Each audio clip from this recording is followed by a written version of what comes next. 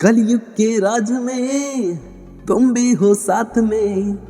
जब भी मैं कहूँ तुमको लगता है गलत, जब भी तुम कहो तो तुमको लगता सच। विद्यालय में पूरा दिन मेरा अच्छा जाता है। विद्यालय में मेरा पूरा दिन उत्तम जाता है। विद्यालय में हर दिन अच्छे से अच्छा जाता है। विद्यालय में मेरा पूरा दिन उत्तम जाता है। रामचंद्र कह गए सिया से ऐसा कलयुग आएगा, हंस चुगेगा दाना चुंगी कौवा मोती खाएगा। गाली देने वाला आसमान छू जाता है, ज्ञान देने वाला पीछे रह जाता है।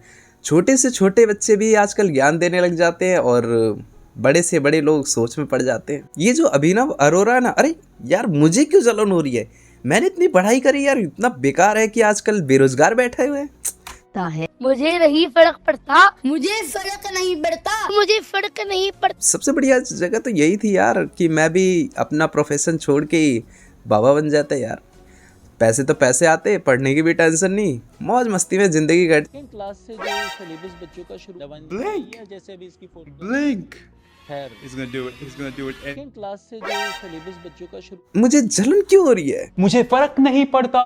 तुम्हें जलन नहीं हो रही? चलो यार कोई बात नहीं, तुम्हारे अंदर की इच्छा है, हमारे अंदर की इच्छा है, सबकी अलग अलग पहचान है। अभी मैं इसकी तारीफ कर दूंगा तो जो अभी जो है गुस्से में आ रहे हैं वो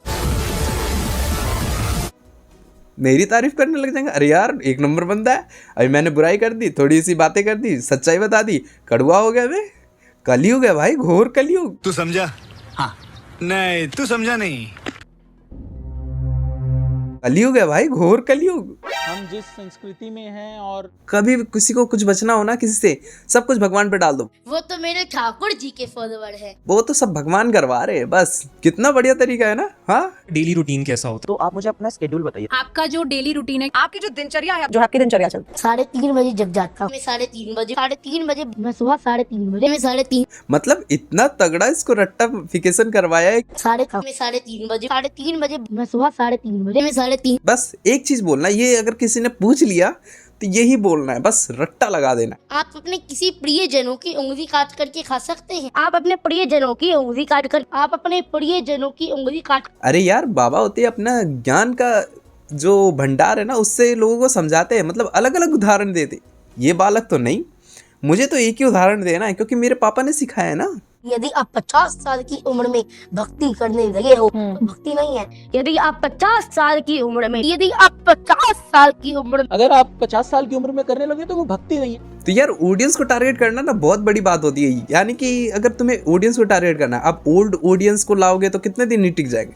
भक्ति तो कम उम्र से ही शुरू की। और जो न्यू जनरेशन है वो उसके साथ लाइफ टाइम रहेगी। मतलब एक बार अगर आपने कॉन्सेप्ट पकड़ लिया, एक बार आपने ऑडियंस पकड़ ली। यदि आप 50 साल की उम्र में भक्ति करने लगे हो तो भक्ति नहीं है। अरे ये लड़का कहना क्या चाह रहा है? मतलब अजीबो गरीब ज्ञान दे रहा है यार। मतलब है कुछ भी, मतलब कोई बंदा 50 साल का हो गया तो वो भक्त नहीं बन सकता। वाह जी वाह, ये तो गजब है यार। अभी लोग लगे हुए हैं अपने रोजमर्रा की जिंदगी जीने में, मतलब अपने जो है लाइफ स्टाइल से स्ट्रगल करते हैं। उसके बाद ज्ञान आता है, उन्हें समझ में आता है। जब वो हर चीज़ों को, समाज को समझ लेते तब वो समझ पाते हैं कि हाँ अब हमारे पास कोई ऑप्शन नहीं है, हमारे साथ हमारा कोई सहारा नहीं है, हमारे पास कोई काम नहीं है। अब हमारे तो एक ही है सहारा, काम और नाम, सब कुछ प्रभु है। लेकिन नहीं, यहाँ पे तो आप 50 साल की उम्र में करने लगे तो वो भक्ति नहीं है। अरे इनके पास इतना ज्ञान आया कहाँ से? कृपा हुई मुझ पर कि मैं अपने आप से भक्ति करने लग गया। कुछ भी। और राधा रानी ने ही मुझे इस उद्देश्य से इस धरती पर भेजा है। श्री राम जी ने सिखाया है मुझे ये सब। अरे इसको तो अलग अलग भगवान आ रहे, यानी कि ये कभी राधा रानी जी के पास चले जा रहे हैं तो कभी राम जी के पास। हर अवतार वाले आ रहे हैं भगवान कि हाँ मैंने अब तुम्हें सिखाया, नहीं मैंने तुम्हें सिखाया, नहीं मैंने तुम्हें सिखाया। अरे यार ये लड़का तो भगवानों में लड़ाई करवा देगा यार।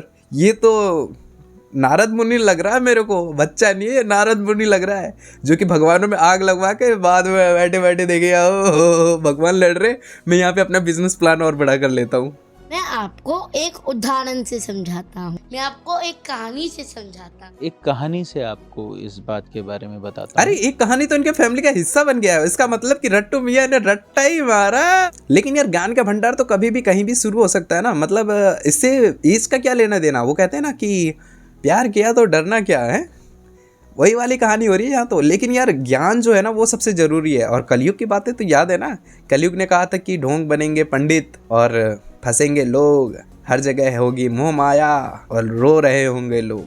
मतलब कि मैंने आपको थोड़ा हिंदी में बता दिया, वो शुरू में बताया था ना। अब यार बार बार एक ही चीज़ रिपीट करो, अच्छी बात तो है नहीं, है ना। तो ये मैं ऐसा नहीं कह रहा कि छोटे बच्चे हैं तो ज्ञान नहीं है उनका, अच्छी बात है यार, भक्ति है और सबके अंदर होनी चाहिए भक्ति, क्योंकि हमारा ये धर्म है। क्योंकि हेटर्स लोग ये कहेंगे कि यार ये बच्चा ना मतलब ये जो है बहुत गलत बात है। नहीं नहीं नहीं नहीं, कुछ गलत नहीं है।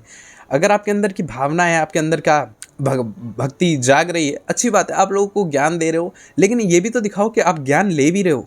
आप ये दिखा रहे हो कि मेरे अंदर ज्ञान का भंडार भरा पड़ा है और ज्ञान मैं बांट रहा हूँ, मेरे अंदर भंडार भरा पड़ा है। तुमसे ज्ञान लेने की ज़रूरत नहीं है, समाज से ज्ञान लेने की ज़रूरत नहीं है। मतलब 2-4 बाबाओं की बातें सुन ली और उसी को दोबारा रिपीट मार दिया। अब कुछ लोग कह रहे होंगे यार ये पता नहीं क्या मेरा दिमाग ख़राब कर दिया इस लड़के ने, क्या ही बोले जा रहा है, मेरे को तो कुछ समझ नहीं आ रहा। अरे समझोगे कैसे, जैसे तुम्हें पता ही नहीं है। सबके अंदर ज्ञान का भंडार भरा पड़ा है। ऐसा कोई भी व्यक्ति नहीं है संसार में कि उसके अंदर ज्ञान का भंडार ना हो। चाहे वो मानसिक रूप से रोगी क्यों ना हो, उसके अंदर भी ज्ञान होता है। भले ही वो इस दुनिया का हो चाहे अगली दुनिया का हो, लेकिन ज्ञान हर एक के अंदर होता है। ऐसा नहीं है, कुछ लोग का माइंड जो है ब्रेन डैमेज हो जाता है, कहते हैं आउट ऑफ माइंड हो गया कहते हैं, लेकिन उसके अंदर भी ज्ञान होता है। ऐसा नहीं है ज्ञान नहीं होता, लेकिन वो काफ़ी मतलब ऐसी ऐसी चीज़ें को देख लेता है ना जिससे कि वो समझ नहीं पाता रियलिटी क्या है और भ्रम क्या है, तो उन सब चीज़ों में फंस जाता है। अब मेरा बेसिकली ये मकसद नहीं है किसी को हेट पहुंचाना या किसी के बारे में बुराई करना। मेरा ये मकसद है कि आप ये सारी चीज़ें करो, बहुत अच्छी बात है, लेकिन आप ये भी दिखाओ कि हमें ज्ञान लेना चाहिए और किस किस तरीके से हम इस राह पे आगे बढ़ सकते हैं। लेकिन तुम बिजनेस ही शुरू कर दिया तुमने, तो हद हो गई यार। बच्चे भगवान का रूप होते हैं, लेकिन ये बच्चे ना मतलब ये सारी चीज़ें ना ज़बरदस्ती करवाई जाती है। आजकल तो उल्टा ही है, पहले दक्षिणा लाओ भैया, जेब गर्म होगी, उसके बाद मेरा ज्ञान फूटेगा। कथा की फीस कितनी लेते हो, दक्षिणा क्या लेते हो? अब हेटर्स लोग लाइन में आ जाओ, लाइन में आ जाओ। हाँ क्या बोल रहे थे, ये बच्चा नहीं है मतलब ये महान आदमी है, महान आत्मा है। अब इसका देखो एक बार नाटक।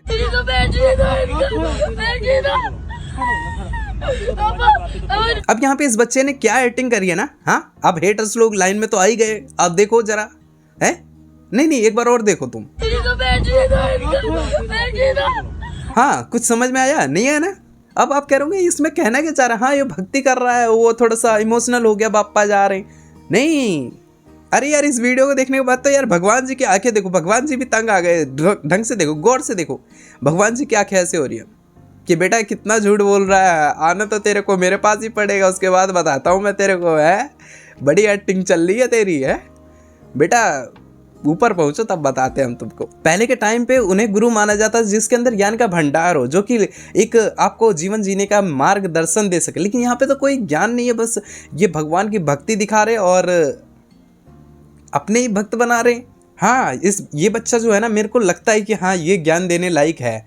मतलब ये जो ज्ञान देता है ना, मतलब ऐसा ज्ञान, मतलब मेरे को ऐसा प्रतीत होता है कि हाँ ये मतलब किसी के छत्र छाया में मतलब किसी से ज्ञान ले रहा है और ये ज्ञान दे रहा है, तो ये मेरे को अच्छा लगा। लेकिन ये जो अभी मैंने पहले वाली वीडियो दिखाई थी ना, ये सब किस तरीके का ज्ञान दे रहे समझ ही नहीं आ रहा यार। यदि आप 50 साल की उम्र में भक्ति करने लगे हो तो भक्ति नहीं है। तो अगले वीडियो में मिलते हैं। लेकिन उससे पहले मैं आप लोगों को बता दूं कि नेक्स्ट वीडियो का थोड़ा सा वो ना, जो कि मतलब आप लोग को देख कर ना दंग हो जाओगे, वो थोड़ा सा दबंग वाला वीडियो है।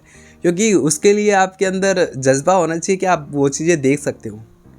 क्योंकि जो धमकी वाली बातें हैं ना, कहानियाँ, जो गुंडा ऑनलाइन गुंडे बनते हैं, वो भी सोच में पड़ जाते हैं। तो मैं इस कलयुग की एक छोटी सी बात बताता हूँ। जो कलयुग है ना, वो मतलब इस तरीके का है ना कि आप लोगों को ना चाहते हुए भी ना कलयुग के जाल में फंसना ही पड़ता है। अब इससे बचने के लिए तो आपको एक ही चीज़ है, वो कि संन्यास लो और भगवान के भक्ति में लीन हो जाओ और इस संसार के मोह माया से दूर चले जाओ। मतलब कि ऐसा स्थान चुनो जो एकदम शांति हो, जहाँ पे आपको अच्छा लगे, ऐसा स्थान चुनो और भगवान के भक्ति में लीन रहो। इस कलयुग से बचने का यही एक रास्ता है। तो इस कलयुग में आप लोगों ने देखा होगा ना, जो अच्छे लोग होते हैं वो ज़्यादा दिन नहीं जीते हैं, वो जल्दी ही चले जाते हैं। ऐसा क्यों? कलयुग ने ऐसा जाल बुना है कि अच्छे लोग ज़्यादा दिन नहीं टिकेंगे। अब कोई बुराई कर रहा है, बुरे कर्म कर रहा है, इस कलयुग में उसका ज़्यादा बोलबाला होगा, वो ज़्यादा दिन जिंदा रहेगा। ये नियम है। अब इस नियम के खिलाफ जा तो नहीं सकते ना आप, क्योंकि जाल बुना गया है। इससे बचने का सिर्फ एक ही तरीका है कि आपका शरीर अंत से अनंत तक समाप्त हो जाए, एक चित्त निंद्रा में चली जाए। अब मैं इससे ज़्यादा आपको ज्ञान नहीं दे सकता, क्योंकि मैं यहाँ पे ज्ञान देने नहीं आया हूँ। तो चलिए मिलते हैं नेक्स्ट वीडियो में, और नेक्स्ट वीडियो का मैंने आप लोगों को कॉन्सेप्ट तो पहले ही बता दिया है। तो चलिए मिलते हैं नेक्स्ट वीडियो में, जब तक के लिए tata bye bye see you, जो कहना है कह लो, क्योंकि मिलते हैं अगली वीडियो में। और अगली वीडियो जो है ना, मैंने आपको बता दिया है, मज़ेदार चीज़ें लाते हैं, तो बने रहिए हमारे साथ।